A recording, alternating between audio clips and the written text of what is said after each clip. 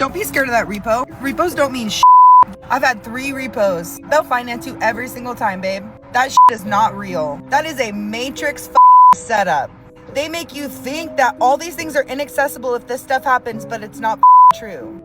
Get that car, make the payment until you can't anymore, let them take it, stock up for 6 months, take a bus, go buy another car. Just like that. Just like that.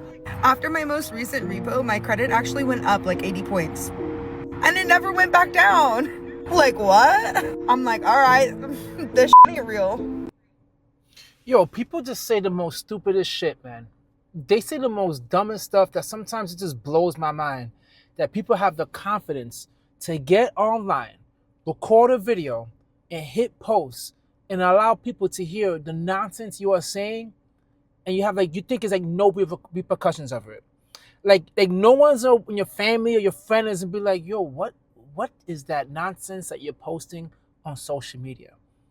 Saying that repos is not real. That's a whole different level of dumbness. And saying, hey, you know what? My credit score went up 80 points. So it went from like a 380 to a 460. Right? Come on, man. We're all smarter than this, right? We all know that a repo could cause major damage to your credit. There is no reason why you should be an habitual repo person.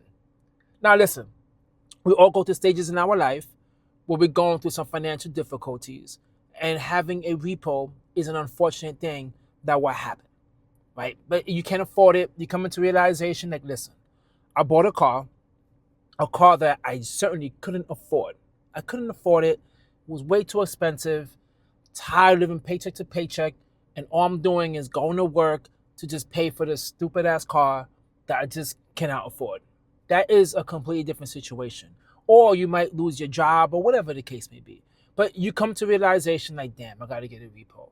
And usually after the first repo, you learn your lesson. Like, all right, I'm not going to do this again, because if you get a repossession, your credit's going to take a hit, and then most likely the loans you're going to get is going to be some crazy subprime loans that's going to have like an 18, 20, 25%, interest on it, which is going to destroy you. And you're going to learn your lesson, and you're going to say, you know what, next time I'm going to get a car, I'm going to either pay cash, or I'm going to get a car that I could afford. But having this girl act like, yo, this is like a trick, right? To continuously get a car loan, repo, do it again. There's nothing wrong with it. Yeah, there is. Because what she's failing to tell you is usually when you have a repo, right, or you have bad credit, the money up front that you're putting in, because most of these places know that you're already a risk. The upfront money you're putting in is pretty much their way to make some money from you, right? That's as simple as that. Like, they're making you put a bigger amount up front, and the money you're paying monthly, paying so much interest that for all these shady type, companies out there, they're willing to take the risk because they know you are risky. And they'll just tow your car and sell it to someone else and continue the cycle. There is no winning when you're driving around, when you're walking around with a bunch of repos. There is no scheme. There isn't. And her saying just ride a bus for a few months, that's expensive in itself, right? Let's say, I don't know where you live, but let's say like it's $2 each way. That's $4 a day. That's $20 a week. That's $80 a month.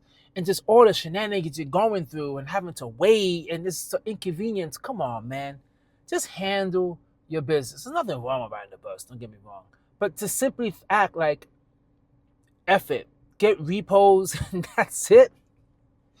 Yo, I just can't believe the fact that these people press record, man, and they get on and they just spew stuff like this. It has to be just for views and for clicks. Because I don't think no one could be that stupid to do something that dumb. To do something that dumb and think you're getting away with it. Right? You cannot be that dumb to make those financial decisions. I just think it's like you just suck with finances. So you just want to just like try to ignore it and try to like make fun of it sort of and like try to speak it to existence as if it's really real. And this poor girl is just she's just going through it financially, right? She's just going through it financially, and it's just so obvious because she just came right off the rip talking about the repo, the matrix, all that matrix stuff. Just stop. Just stop, man, and just handle your business. All this nonsense that we're seeing all over TikTok, man, it's just getting crazy. And this one just took it. This damn girl, she just took it, man. She just took it. That's it. And the funny thing about it, I'm noticing is she's doing it in a nice ass car that she has. So who knows, right? She's probably bullshitting, saying that, this is what you do just to get clicks and views, just to get a nice little TikTok check, because you can't be that dumb, right, guys? What do you think? You think she's really that dumb? Drop a comment down below, guys, and let me know. And please, do not listen to nonsense like this. Handle your money. Don't get a car you can't afford. Having a car payment is the number one wealth killer. Be smart with your money and don't just do shit like this. You're not going to win in life if you're just walking around with some horrible credit and a whole bunch of repos. It's going to be really, really difficult to get by. Drop a comment down below, guys, and let me know how you think. At the same time, hit the like, leave a comment, and subscribe. Catch you in my next video. Peace.